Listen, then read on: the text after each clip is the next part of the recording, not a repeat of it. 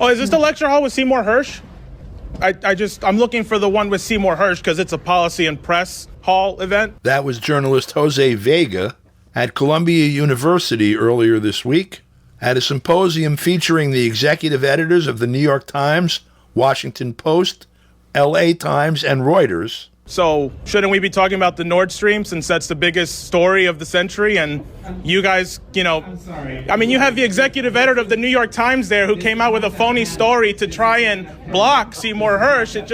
It's just kind of funny how that happened, I mean, did you even acknowledge Seymour Hersh? All of you are executive editors of papers that broke Pentagon, My Lai, Watergate. Is this the same papers or not? I mean, is there anything you've gotten right in the last 20 years, or am I mistaken about that? I mean, it's just kind of funny because Iraq, wrong. Syria, wrong. Russiagate, really wrong. Okay, I mean, the list goes on and on. So the last thing you could do to try and actually fix your reputation is acknowledge that through leaks, we had to find out that Zelensky was going to bomb Moscow on the anniversary. I mean, if you're so impartial, shouldn't you at least say, right, that Zelensky was going to bring us on the verge of World War III? That seems pretty fair. While Julian Assange rots in prison, all of you got, fat checks because he's in jail for doing your job. And you know what? Tucker Carlson ain't no Seymour Hersh, but he did something you guys are scared to do. Speak the truth and actually be critical of the war, which is why he was actually fired from Fox, because you are all cowards. Every single one of you. None of you have actually had any relevancy. And you know what? The mainstream press is now dying. Nobody's ever going to listen to you again. You have no credibility with the public. The only people who care about what you have to say are elite assholes who have nothing productive to say anymore. And it's dying off. So will you at least say something, either about Nord Stream or Ukraine or the fact that Zelensky brought us to the verge of World War III and the only reason we knew about that was through leaks? Despite the fact that Vega brought up Seymour Hersh's report about the bombing of the Nord Stream pipeline, the case of Julian Assange, the case of Tucker Carlson, Russiagate, and the case of the African People's Socialist Party, not a single one of the executive editors for the New York Times, Washington Post, Los Angeles Times, or Reuters had a word to say. Then, the Dean of Columbia and security pushed him to the ground and tried to silence him. Let's go. Let's go. Say something about this bombing. We blew up the Nord Stream pipeline. Listen, don't stand there while there are people rotting in prison. Nobody said anything about Uhuru, right? The socialists who are in jail for being critical of this war. Damn it. Let's go. Let's go. At least say something about the people in jail for being critical of this war. They don't deserve to be in prison right now! We caught up with journalist Jose Vega via telephone on Friday. It was a very interesting conversation. Jose, thanks for your time. First of all, I know you've been very busy, and we've seen evidence of it across Twitter and Facebook and everywhere else. A Congress member or someone in the press that is a warmongering creep shows up in public somewhere, and you read them in public.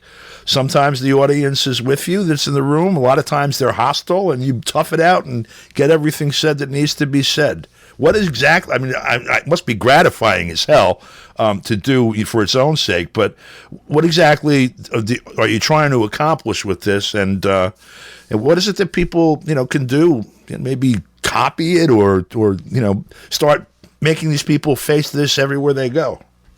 Yeah, well, listen, there's 435 congressional districts around the country. And, this isn't my first rodeo. I've done this many times. I've done this to people like AOC, Hakeem Jeffries. I called Nancy Pelosi a sad old drunk.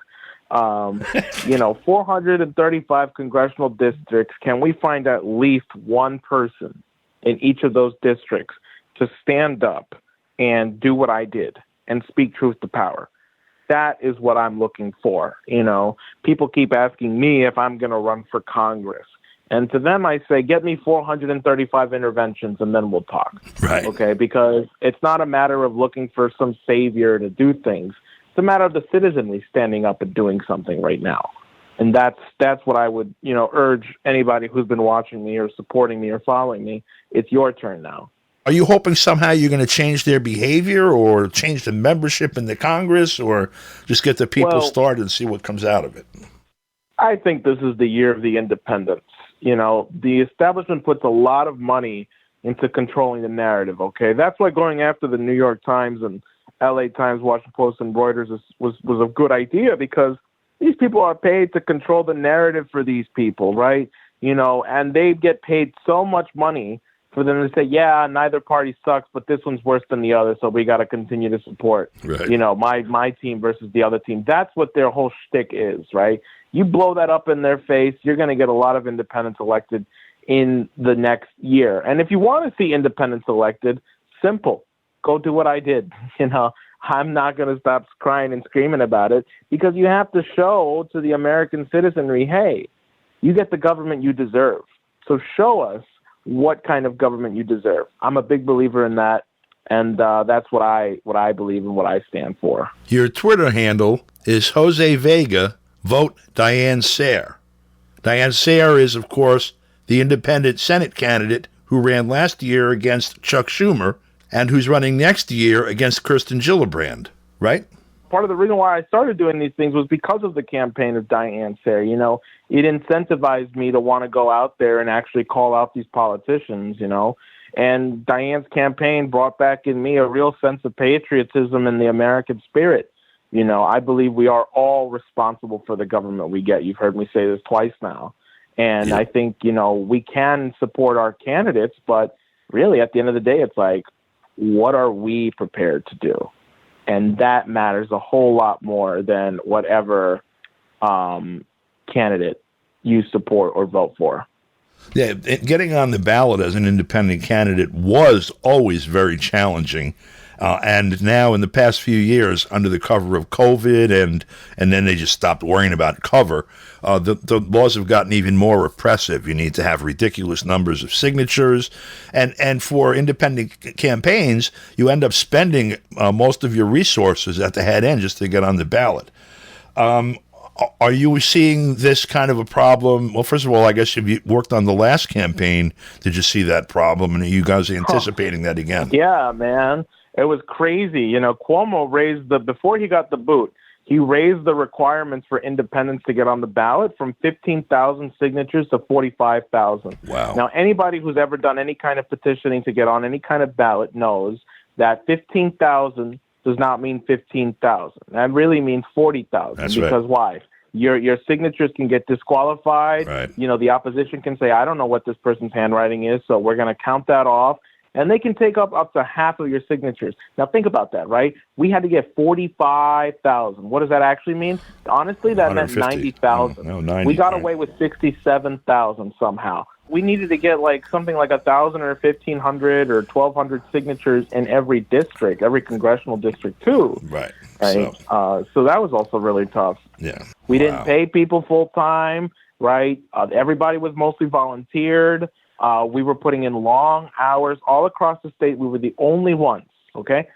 Our candidate, Diane Sayre, was the only candidate in the whole state. Now, Libertarians couldn't do it. Green Party couldn't do it to get on the ballot. We were the only ones. Going forward, what's on the agenda?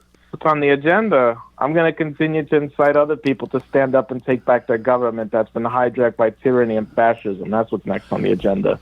Jose Vega, thank you so much for your time. Keep it up. Keep up the good fight. Thank you. For KPFK, I'm Don DeBar.